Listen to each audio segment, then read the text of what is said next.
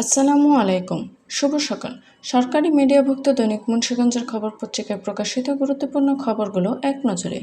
আজ শনিবার ২৭ জুলাই ২০২৪ খ্রিস্টাব্দ, ১২ শ্রাবণ ১৪৩১ বঙ্গাব্দ, ২০ মহরম ১৪৪৬ হিজরি। এবার শুনুন পত্রিকার আলোচিত খবরগুলো।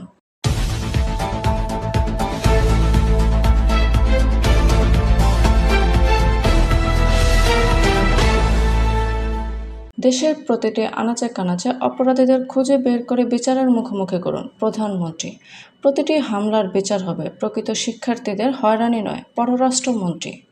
দারিদ্র্যকে চিরতরে নির্মূলের স্বপ্ন দেখছে অ্যাডভোকেট সোহানা তাহমিনা। সজীব ওয়াজেদ জয়ের ৫৩তম জন্মবার্ষিকী আজ। সিরাজদিখানে যুগের পর যুগ ধরে চলছে ট্যাটা যুদ্ধের মরণ খেলা। কর্মহীন মানুষের মাঝে রেড ক্রিসেন্টের ত্রাণ সহায়তা। পদ্মার চরে রাসেল ভাইপারের আতঙ্কে হাজারো মানুষ। গজারিয়ায় ফুলদি নদীর ফেরিঘাট এখন জলমগ্ন, যানবাহন ও যাত্রী সাধারণ চরম দুর্ভোগের শিকার। টঙ্গীবাড়িতে অবৈধভাবে পরিচালিত হচ্ছে একাধিক ডায়াগনস্টিক সেন্টার। শ্রীনগরে ক্ষতিগ্রস্ত সড়কে গাছের গুঁড়ি ফেলে পারাপার হচ্ছে মানুষ। স্বেচ্ছাসেবক লীগের ৩০তম প্রতিষ্ঠাবার্ষিকী আজ। বজ্রযোগিনীর বালিয়াডাঙ্গা রাস্তায় যাতায়াতে ভোগান্তি। মুন্সিগঞ্জে অস্বাস্থ্যকর পরিবেশে তৈরি ফুচকা বিক্রি হচ্ছে সর্বত্র।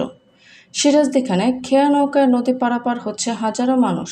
শ্রীনগরে পরিবেশের ছাড়পত্র ছাড়াই গলানো হচ্ছে বিষাক্ত সীসা।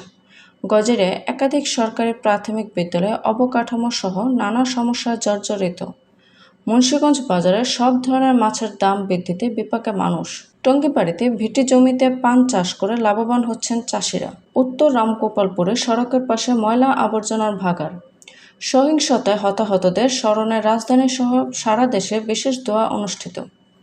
হালকা থেকে মাঝারি ধরনের বৃষ্টি হতে পারে। এমনই নিত্য নতুন সকল খবর সবার আগে পেতে অভিযাত্রা চ্যানেলটি সাবস্ক্রাইব করে পাশে থাকা বেল আইকনটি ক্লিক করে আমাদের সাথেই থাকুন। ধন্যবাদ।